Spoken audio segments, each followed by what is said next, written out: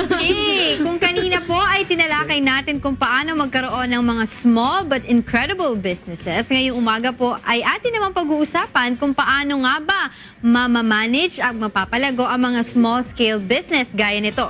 Yan po ang ating aalamin. Kasama po natin ang ating resident financial advisor na si Ninang Risa. Good morning! Good morning sa inyong lahat. Good morning, Nina! Good morning sa ating mga kasambahay. At gigreet ko na rin ng good morning yung mga nanonood sa New York live ngayon. Sila Rona and Norma Beery. Yun, worldwide Yun. talaga tayo, no? Oh, sige, Ma'am Ninang Risa, ito po yung tatanungin namin sa inyo. Ano-ano po ang mga dapat i-consider sa pagsisimula ng small-scale businesses? Alam nyo, kahit na small scale yung mga businesses natin, like yung mga barbecue, banana queue, kailangan matutuhan natin yung mga basics ng business.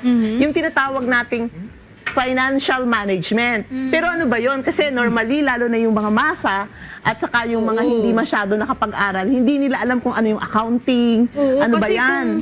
Ma'am Ninang Risa, kung ang pinag-uusapan natin magtitinda lang ng ng barbecue, 'di ba? Sabihin nila, yung kita ko, bibili ko ng pampuhunan ulit. 'Yun ang alam nila, wala silang alam sa account. Okay lang kung gano'n ang gagawin nila. Pero ang masama, ang gagawin nila yan para sa sarili nilang gastusin.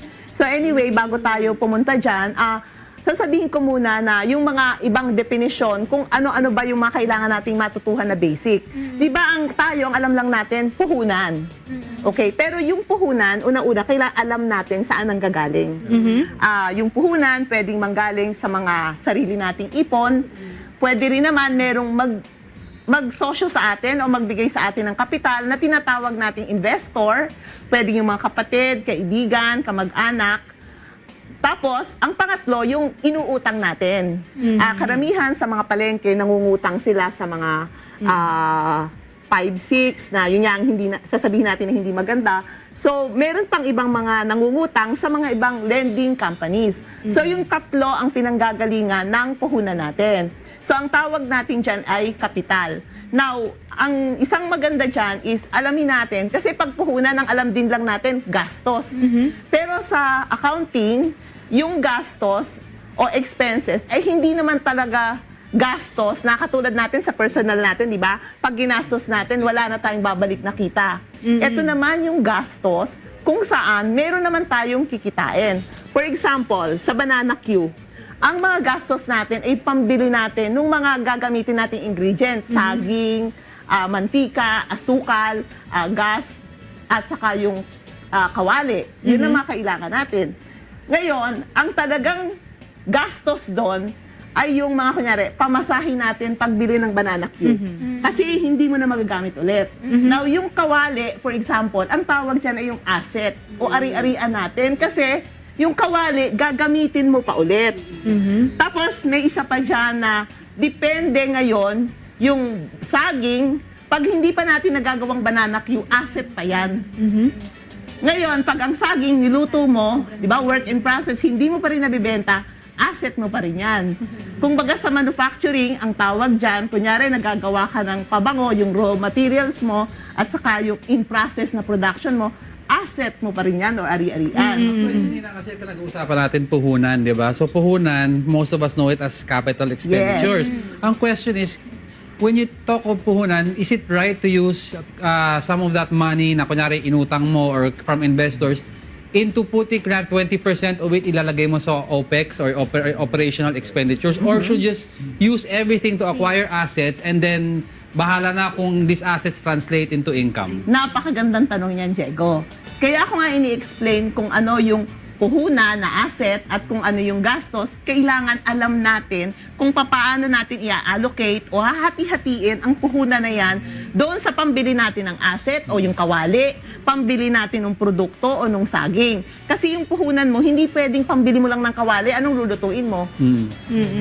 Tapos titingnan mo rin, magkano yung pambili mo ng saging, mantika, at saka nung pambili mo ng gasol. So, dapat proportionate. Proportionate. Oo, ihatiin natin yung kapital kasi yung kapital o yung puhunan ang gagamitin natin pang-acquire ng assets na gagamitin sa negosyo at saka yung talagang mga gastos natin, doon natin lahat kukunin. Operational. So dapat pala, before ka mag-start ng negosyo, estimated mo na yung mga gagastusin mo, pabili ng kaldero or ng saging, dapat ganun. Tama. Yan yung tinatawag na magbabudget tayo.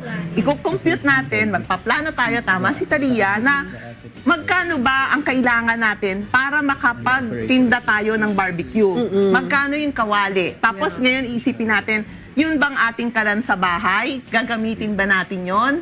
O bibili tayo ng kalan natin at saka nung gas stove, yung lalagyan, yung tangki ng gas?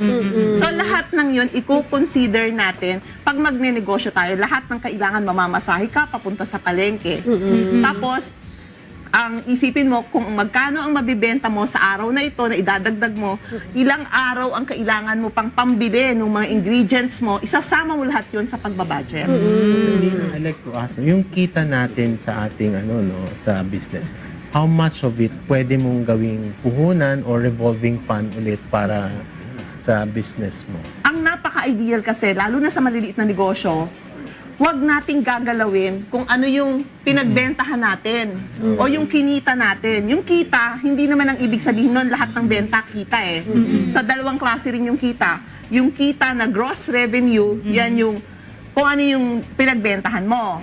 Tapos, yung kita naman, after na expenses, yun ang tunay na income mo. Diyan ko naman na-explain, ang income, ang ibig sabihin, yung natanggap mong pera sa pagbibenta, ima-minus mo yung expenses mo, yon ang iyong income or talagang tunay na kita. Kasi sa Tagalog, yung kita, pareho lang eh, kung ano yung natanggap na pera. So, kailangan na-identify natin ano yung pagkakaiba ng kita na gross at saka yung kita na talagang tunay na income mo o net. Oo, Ninang, dagdag ko lang, no? Kasi karamihan sa ating mga nagbe-business dito, ang ginagawa nila, yung kininta nila, pinambibili nila na halimbawa, kailangan nila ng bigas, hindi naman yung kailangan para sa business nila. 'Di ba ginagamit nila ng pang-personal. Tuloy, nagsasuffer yung business nila na imbis na pambili dapat supposedly ng siguro ng ingredients nila para madagdagan yung pang-negosyo nila, ay hindi nila nagagawa. Yan ang isang pinakamagandang dahilan. Actually, hindi maganda, no? Pinaka-sure na dahilan para talagang malugi talaga tayo. Akala natin sa mga business, nalulugi tayo. Pero actually, hindi talaga tayo nalulugi. Ang ginagawa kasi natin, doon natin kinukuha yung pang-personal nating gastusin. Ang kailangan talaga natin is that magbibigay tayo ng sweldo sa sarili natin. Yun ang pwede nating gastusin. For personal. For personal purposes. Kung halimbawa lumalaki na yung negosyo natin, no? Siyempre, let's say if we're successful, paano natin alam kung paano tayo mag-i-expand? Kung saan ang dapat? Because sometimes people who expand, who add franchises, minsan dun sila nalulugi eh. They add more branches, di ba, to an already successful business. So how will you know kung dapat ka lang maging kontento sa isang pwesto mo or dapat kang maging mag-diversify? Ang una mong titingnan yung market mo, yung needs. Kasi kung nakikita mo na dito sa location na to, marami pa ang nangangailangan ng produkto mo o yung ibinibenta mo, kunyari, tingnan mo, sa isang school ka, tapos kantin ka. Ang estudyante niya is, kunyari, 1,000. Ilan lang yung napapakain mo. So, titingnan mo yung mga competitors mo. So, nandito na yung mag-aaral ka. Titingnan mo. Kasi ang pinakakinyan or ang Market pinakasusi, study. titingnan mo yung merkado mo. A market study para malaman mo kung kailangan mo pa bang mag-provide ng additional services. Ang additional services pwedeng kapareho ng ipinuprovide mo or pwedeng magdadivert ka ng ibang produkto. Kunyari, barbecue ka lang. Ngayon, meron ka ng sopas. O meron ka ng pang-lunch. Kung pang-merienda ka lang una, sandwich. Meron ka ng pang-lunch, pang-dinner. So, titingnan mo talaga yung market mo. Yun ang pinaka-basis ng expansion. Ninang, last question po. Anong mga do's and don'ts sa pagpapalago ng isang small-scale businesses? Ang unang-una, kailangan sa pagpapalago ng, kung maliit lang ang negosyo mo, is huwag mong gagamitin yung pera ng negosyo mo sa personal mong pangangailangan.